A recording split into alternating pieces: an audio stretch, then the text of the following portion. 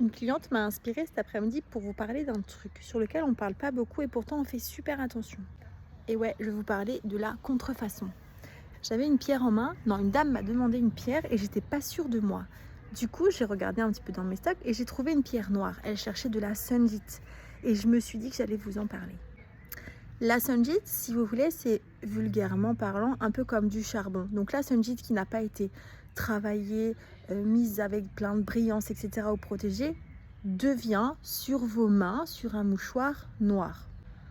Donc si vous trouvez de la sunjit et qu'elle ne fait pas un tout petit peu de noir, attention. Parce que quoi de plus noir qu'une pierre noire? Pas rien. Je te montre ce que c'est la sunjit avec une toute petite expérience, regarde. Une fois aujourd'hui. J'ai arrêté là. Non, ça arrive.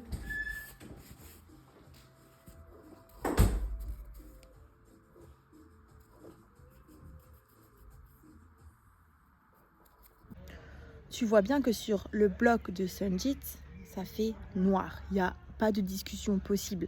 Attention si tu la poses sur un meuble, etc. La sunjit travaillée, c'est ça, regarde.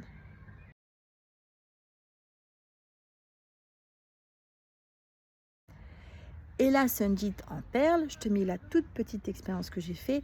Naturellement, c'est plus petit, ça a été travaillé, mais elle doit quand même faire du noir sur mon papier. Regarde.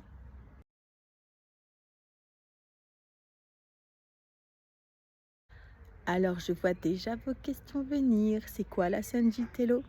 La sunjit, c'est une pierre qu'on utilise pour lutter contre les ondes électromagnétiques. Attention, pour lutter contre les effets néfastes des ondes électromagnétiques. Vous ne perdez absolument pas l'efficacité de votre téléphone, etc. La sunjit va éviter que vous rentriez en résonance avec les ondes électromagnétiques.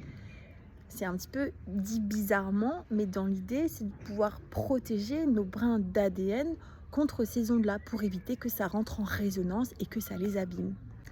Pour ceux qui sont un petit peu curieux, alors là, j'ai plus la référence, mais je l'ai lu moi un jour. Si quelqu'un l'a, alors là, je suis preneuse, mais tout de suite.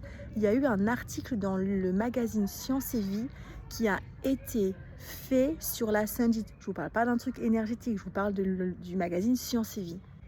Je vous dis ça, je pense que cet article a au moins 10 ans.